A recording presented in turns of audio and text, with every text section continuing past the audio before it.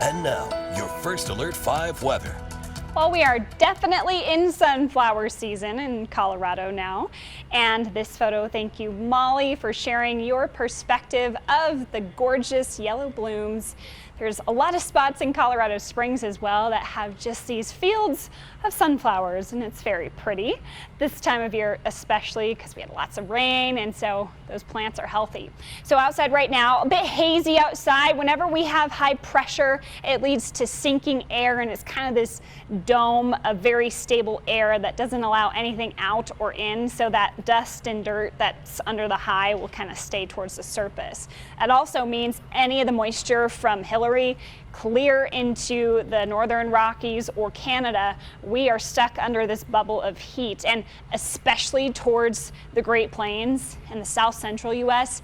it is sweltering hot today, and we do expect to see dangerous heat over the next few days in those regions. For today, we do have a heat advisory for Denver, northeastern Colorado, but those main excessive heat warnings are all across the central U.S. and this is where our heat index values are 105 to 115. Those heat index, those excessive heat warnings are going to be in place for a good portion of this week. So we're starting to cool off a little bit in these areas. It's now down to 102 in Wichita, 103 Dallas, and we are cooling off a bit now in Colorado Springs, below 90 at 89. We're now at 93 in Pueblo. No more triple digits on the board at this hour, but it's 6:15. We want to get out for a nice evening walk or dinner. Still a little uncomfortable outside, quite warm. We've got a breezy southerly wind that's helping to fuel our heat. And then eventually, once the sun goes down, we'll cool off to the 50s and 60s tonight. But tomorrow we're going to do it all over again, up to 92 in the Springs, 98 in Pueblo.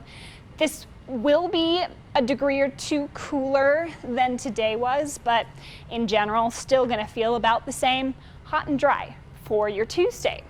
80s expected in the mountains, 90s triple digits in the plains. And then we are going to start to finally see some change as we head towards the end of the week. A cold front will move in Friday. That greatly increases our rain chances through Saturday and then gradually tapers off as we head towards next week. So what this means for us is we are going to see a major drop in our temperatures, plus we are going to see our shower and thunderstorm chances returning. So low 90s in place for Tuesday, Wednesday.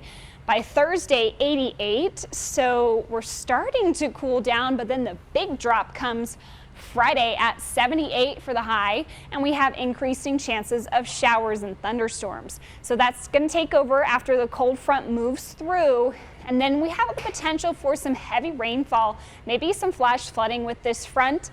Looking ahead, we are going to see temperatures gradually rebound back to seasonable conditions by next Monday, and those storm chances will decrease as the weekend progresses. For Pueblo, upper 90s for tomorrow and Wednesday, mid 90s by Thursday.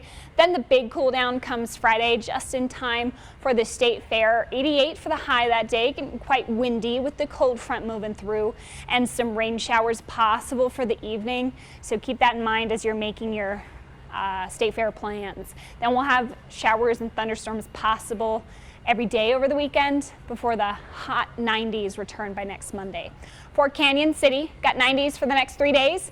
Then we see that cool down Friday to the 80s with those shower and thunderstorm chances in place from Thursday through Sunday. And finally for Woodland Park, low 80s in place for tomorrow and Wednesday.